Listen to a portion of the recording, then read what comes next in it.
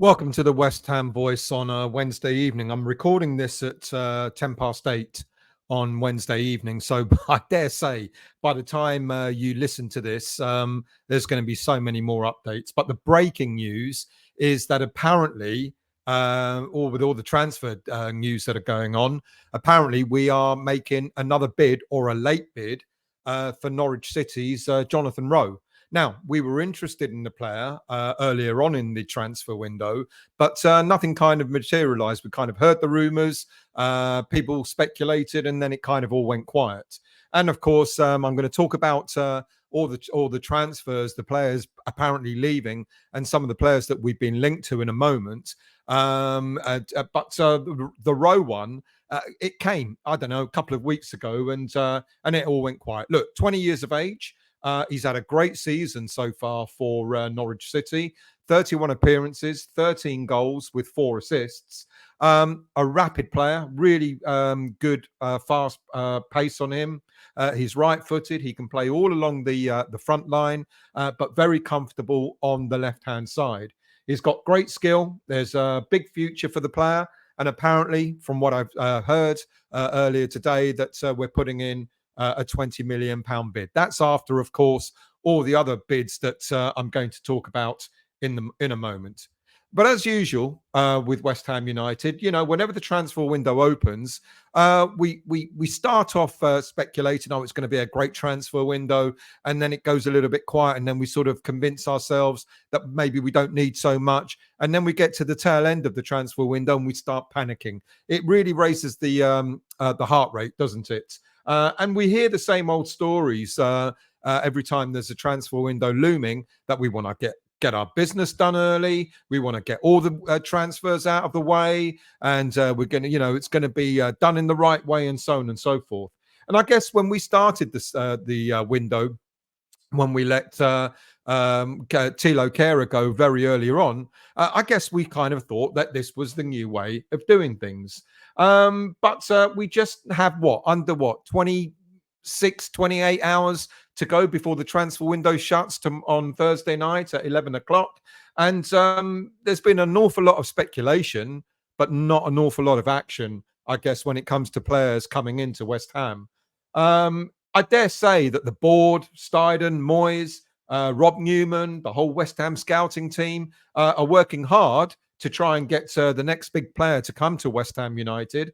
And I commend them in a way for wanting to stick to getting quality rather than quantity in. Because the last thing we want is to fill the squad up with players that are just going to sit on the bench and not necessarily have any kind of impact.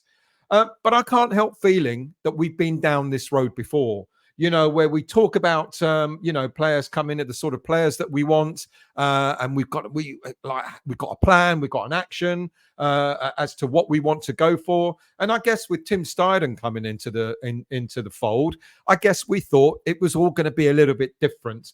But here we find ourselves right at the end of the transfer window with 1 day to go. And it feels like deja vu. It feels like we've been down this road before. It feels like we're not doing the business that we feel that we should be dealing with. And it kind of gets a little bit frustrating for the fans. And I don't know if anyone else feels that. If the club itself feels it, if the board feels it, if David Moyes feels frustration, if Tim Steidten feels frustration, it's his first January transfer window. Maybe he's finding it a little bit more difficult to deal with than he might have thought. I don't know.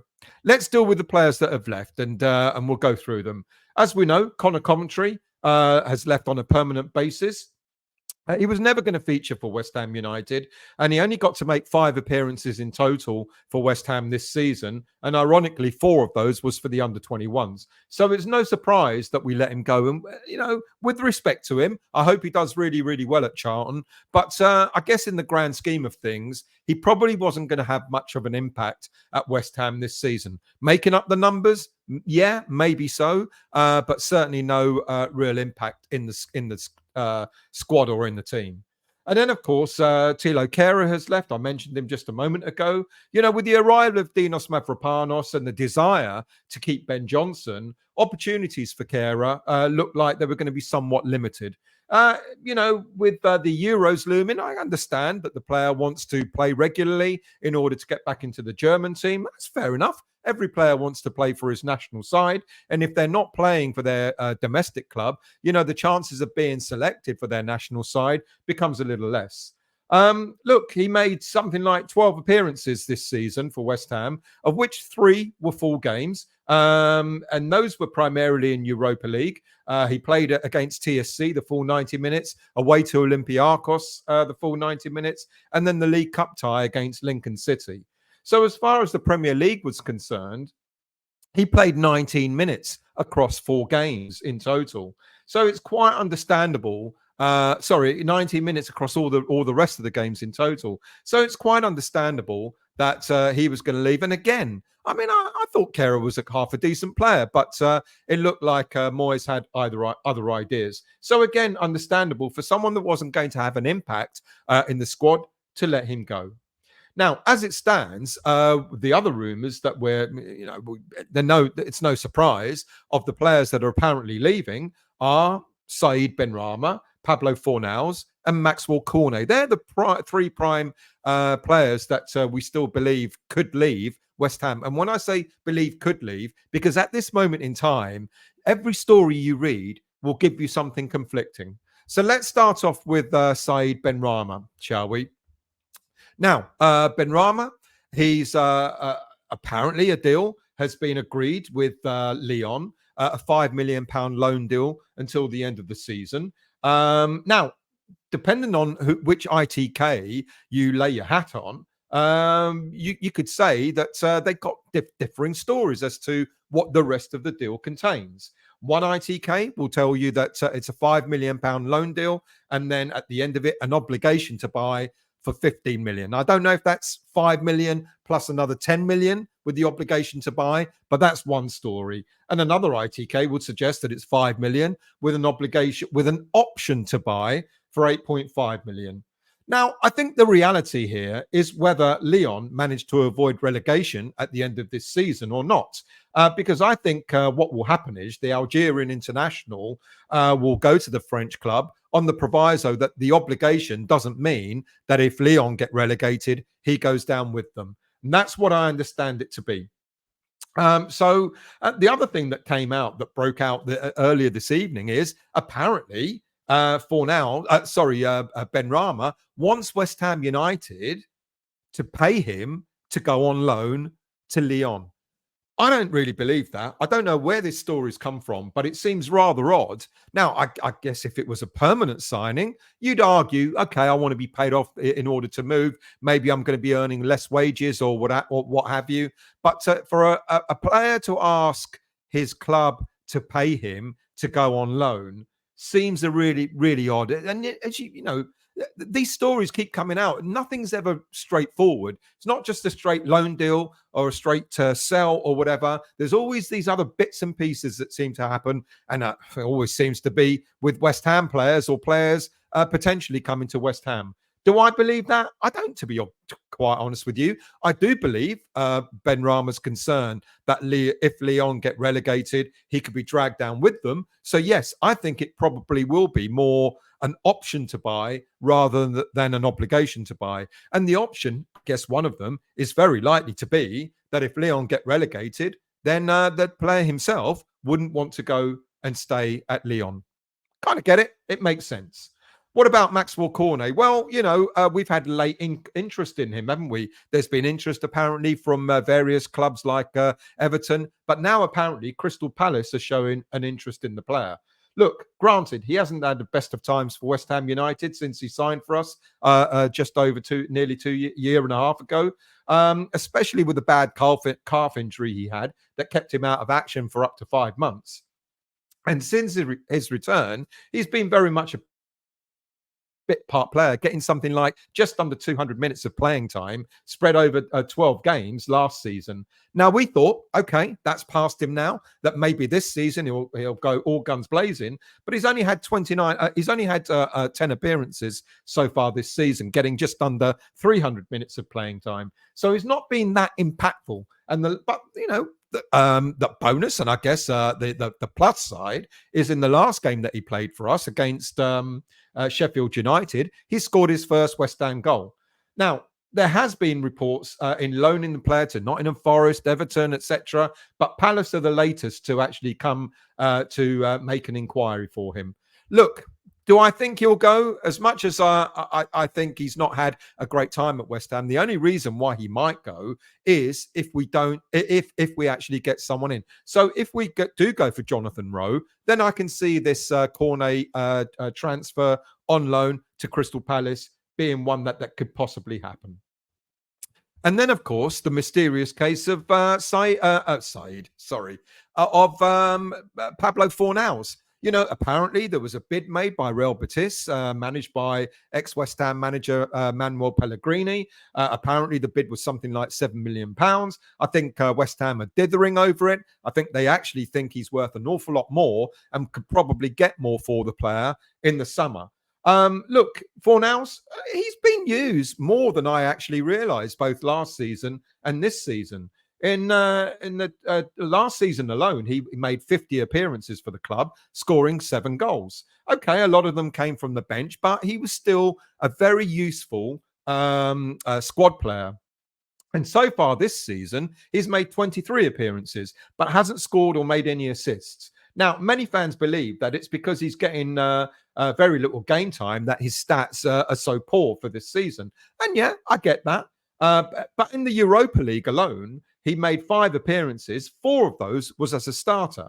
And in the Premier League, after 21 games, he has started in 4 of those and has come on as a sub in the rest. So he has been getting quite a bit of game time. All right, granted, 6 of those sub appearances, he came on really late, only a couple of minutes for each game. But he has had some decent game time for the other appearances so far this season. He's been heavily involved in our cup competitions, not only Europa, but the domestic cup competitions as well. Okay, we're out of both the League Cup and the FA Cup, but there's still Europa to come in March onwards. So I've got a feeling that Pablo Fornals is likely to be one that's going to stay until the summer. Now, we do have another player where there was a recent inquiry on Tuesday, and that's for Divin Mbama. Dutch club FC20 have made an inquiry about a loan bid for him. Now, after signing Callum Marsh on a long-term deal and then promptly sending him off to the Championship side, West Brom, this is the same sort of thing that we wanted to do with Mbama at the beginning of the season, where we wanted him to sign a long-term deal. And then we were like, the story goes, we were likely to send him out on loan back in the summer. At this moment in time, West Ham United are quite reluctant to let Mbama go on loan. I think it would be worth his while going on loan. I think he will benefit from it. FC20 are doing quite well in the Dutch league. They're 3rd in the league at the moment, 5 points behind second place Feyenoord, who are in a Champions League position. And so I think it would be good for him to go out on loan. But it's just that getting that deal, the longer term contract over the line before West Ham release him. Now, apparently, conversations started again last week about a new contract for the player at West Ham. So let's see what happens with that. Now, of those players, how many of them do I think are going to go? I think Benrahma will go. I think it's quite likely that so long as some agreements made to get him at Lyon, that will happen. Will Cornet go? I think that all depends on whether Jonathan Rowe is going to be signed or not. And then in terms of Mbama, if he signs a new deal with West Ham United, then he'll go as well. Now, what about some of the players? Well, how does that work out? So if we've let Kehrer go, we've let Connor Coventry go. Neither player was sort of playing an awful lot of game time. So I guess you could argue that hasn't really it's not really going to make much of a difference to West Ham United. And of course, if we do let Benrahma go, then you're going to start saying to yourself, we do need some cover. Hence the Jonathan Rowe link after all the other links that we've had so far. But if we allow Mubama, Benrahma, Fornals and Cornet all to go, that leaves us an awful lot light in the squad, despite having Calvin Phillips signed for the rest of this season. So I don't think for a minute we're going to leave ourselves that short. I think if there's one player that's going to go, whether it be Benrahma or Cornet, I think we will then look at signing someone like Jonathan Rowe in order to fill that gap. And as I said, I think it looks like even if we let Mubama go, to be honest, I don't think that's going to have too much of an impact in terms of what happens on the pitch. Certainly for squad, yes, we'll be a little bit light. But again, I don't think that's going to sort of impact too much on us. But certainly if we let either Cornet or Benrahma go, then we're going to have to get someone in to replace them. So what about the fiasco of all the players that we've been linked to? Well, as usual, there have been dozens and dozens and dozens of players linked to us, and really only Jota.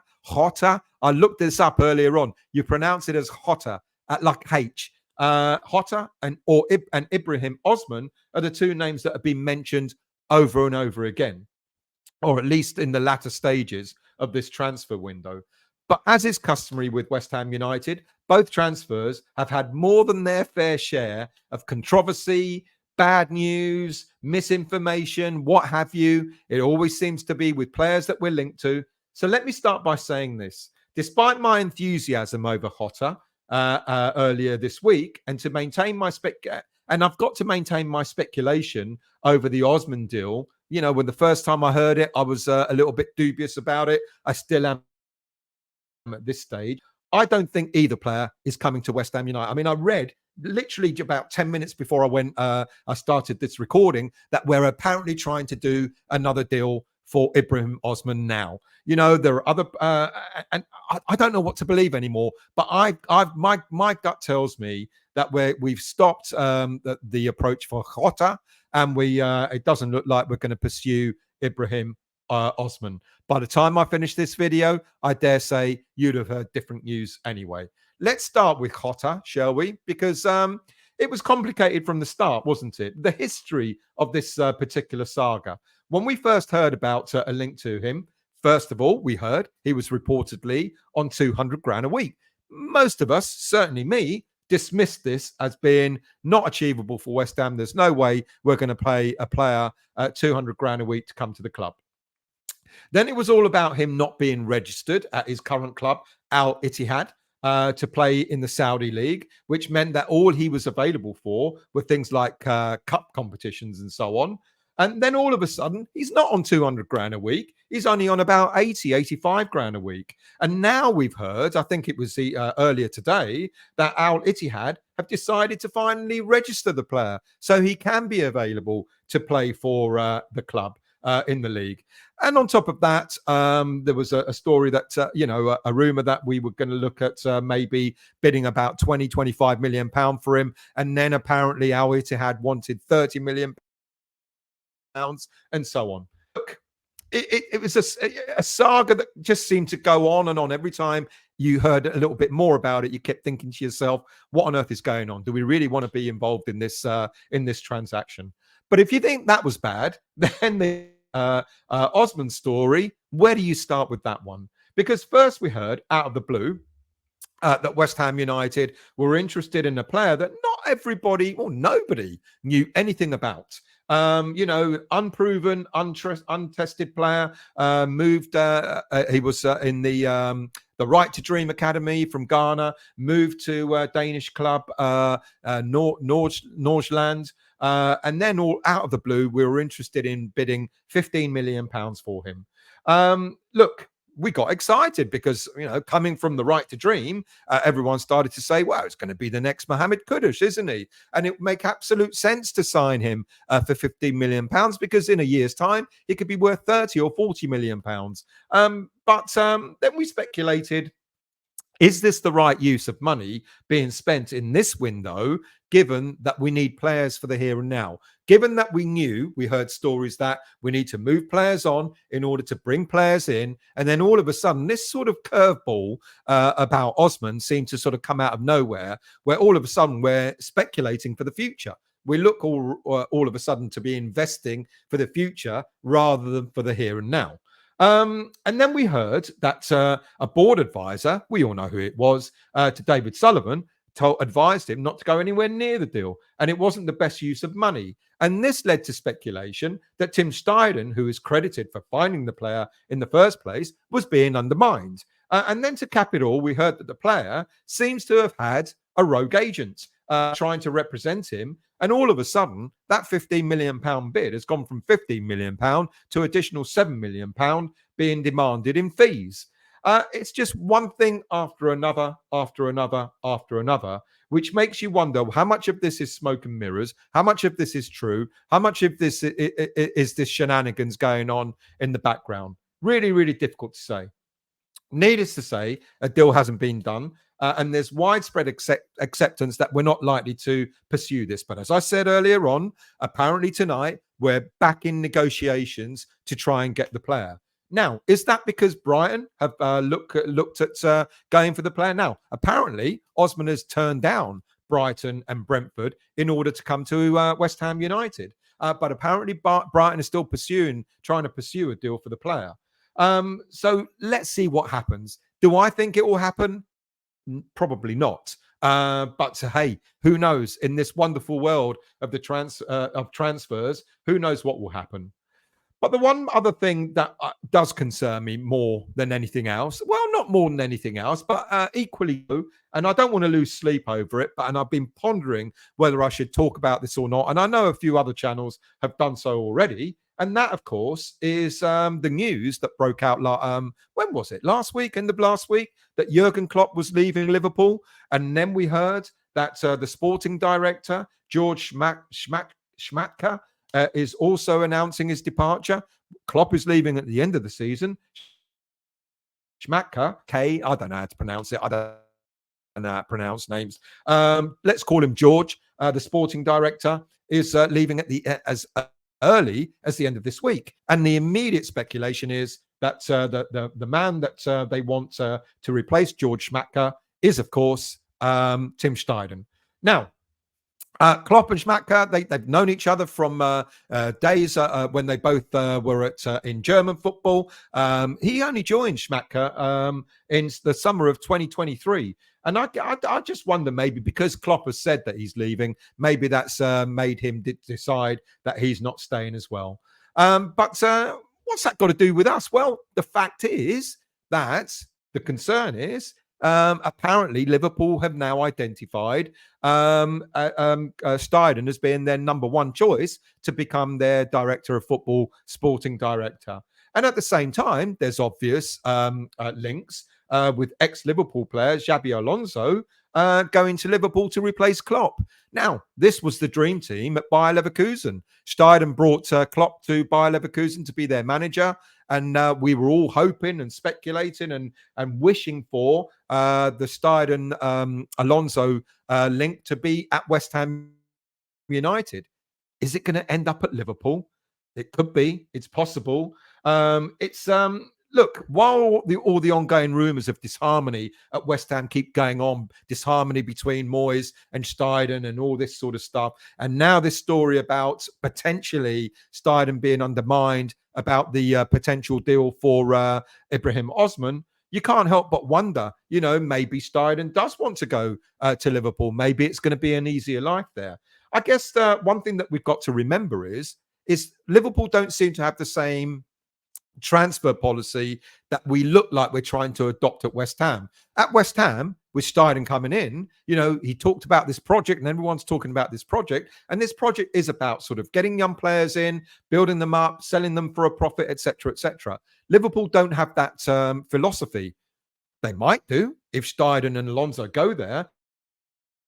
But at this moment, the transfer philosophy at Liverpool doesn't quite match what Steidten's project are. So I guess that's an advantage to our side that maybe he might not go. But if he does, if Steidten does go to Liverpool, and then if Alonso goes as well, there could be a much bigger impact to West Ham United further forward in the future. Because you look at the kind of players that Steidten has brought to West Ham, Kudus, Alvarez, etc. Could it be that he might then try to lure them into going to Liverpool? Take your pick. Kudus, Paqueta, Bowen, Alvarez. We know that Bowen has already been linked to Liverpool in the past, primarily through Jurgen Klopp. So does that mean now, even if Jurgen Klopp is not there, there'll still be a liking for Bowen? It doesn't bear thinking about, to be honest with you. And the other thing that doesn't bear thinking about is if Steidten goes, what would David Sullivan then do at West Ham United? What sort of transfer approach would he then take at West Ham? Because he's had his fingers burnt before with directors of football, sporting directors, whatever you want to call them. If you remember the days when Mario Husilos was our director of football under Manuel Pellegrini, that didn't work well, did it? That all ended in acrimony. And let's not forget the signing of the century that he made, the goalkeeper Roberto. So if Steidten does leave, it could have massive repercussions for West Ham. Finally, we started to say to ourselves, you know what? Sullivan has finally seen sense in how we manage transfers, etc. He wants to bring someone in that can manage the transfer business so we don't keep losing money. Will he then go back, David Sullivan, to the old ways of getting agents, selling players that we don't need, but, because they've got the players on their books? I don't know. It doesn't bear thinking about. It's a concern. So there you have it. In terms of transfers, it's been deja vu. It's been, Groundhog Day in terms of the sort of players leaving, the players are supposedly coming. We seem to end up doing our business right at the death again. And it doesn't bode well, does it? Because we really, really did think that West Ham United were going to turn a corner when it came to player signings. I hope as I said, we've still got a few, 24, 26 hours, whatever it is to go before the transfer window shuts. The latest, as I've said, is that apparently we're going back in for Jonathan Rowe, which I think would be really good. I think he's a promising young player. He's got exactly the sort of attributes that we need to succeed at West Ham. He's young. He's energetic. He's got great skill. He's had a great season for Norwich. Of course, Norwich are trying to chase to get promoted again, so they're not going to want to let him go. But let's see what happens there. But that's the latest news. I'm looking on my details and my phone. Nothing else has come about since then. So let's see what happens. By the time this video goes out, things will have changed. Thank you for watching. Really much appreciated. I'll be back on again soon, and I'll see you all soon.